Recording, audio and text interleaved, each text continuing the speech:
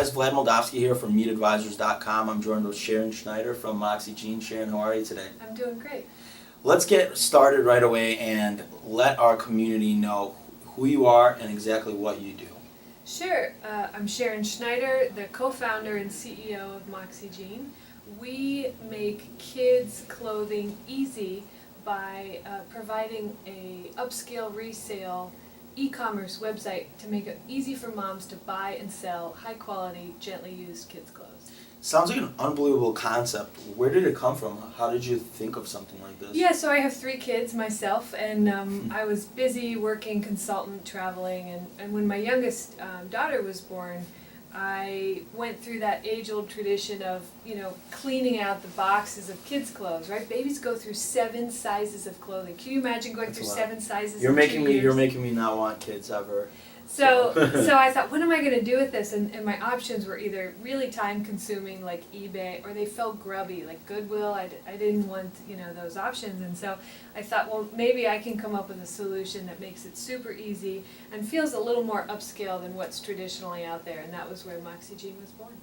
What have been, first off, unbelievable concept, because I know for myself, I had many situations where I wanted to exchange my clothes and I wanted to get rid of it and donate it and, even just resell it. And just to find one of these locations, sometimes it's such a hassle. I mean, just a personal experience. I was going to Plato's Closet once to sell some old clothes, and I went to one location after Googling, and I went out of the way, and I was all excited to get some cash for it, of course. And I get there and I realized that the place is not there anymore. So on Google and on their website, there was one location, and then I found out that they actually had moved. So the fact that there's this centralized marketplace that makes it easy and makes it possible for individuals to really never leave their home is fantastic. Yeah, so we let you do it through the mail. You can request a free Moxie Jean mailer bag at our website.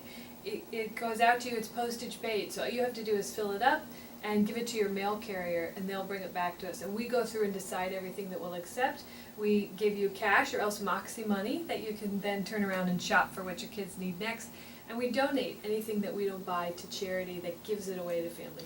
And so I can sell my clothes? Can I buy clothes off Moxie Jean as well? Absolutely. So everything that we accept is then steamed at high temperatures, kind of freshen it up, clean it up, and then styled into little outfits. We photograph it, and twice a week on Mondays and Thursdays we upload all of our new stuff. So like 1,000 things at a time that go up,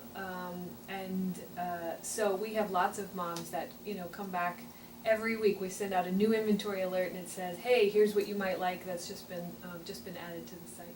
What do you think the biggest challenge was, getting this thing off the ground? I think in the beginning it was challenging to get good inventory, so we're reliant on what people send us, and it was also challenging. It's a complicated operation that has a lot of steps, but my co-founder has a background in lean manufacturing, actually, and also sort of data modeling and financial analysis. So she really brought that lean manufacturing perspective and turned it into an assembly line that kind of creates 4 repeatable, scalable, teachable processes that can be just repeated over and over and over, so that we're able to have throughput of thousands of items of clothing every month. So you're saying you guys push a lot of inventory. We do. Great, that's unbelievable.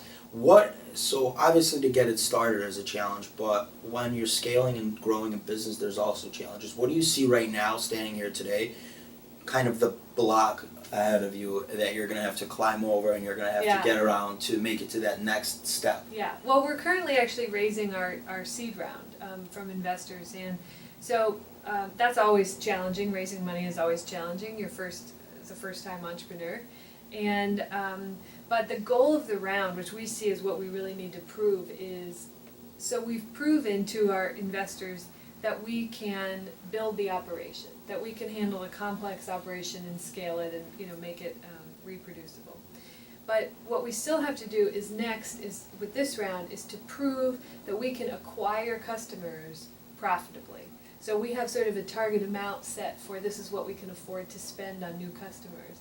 And it's one thing to do that when you're acquiring 1,000 or 5,000 customers. It's another thing to have that same number work out when you're acquiring 1 million customers. So really, we're looking to this round to kind of fine tune the acquisition channels and prove that we can make the business model work.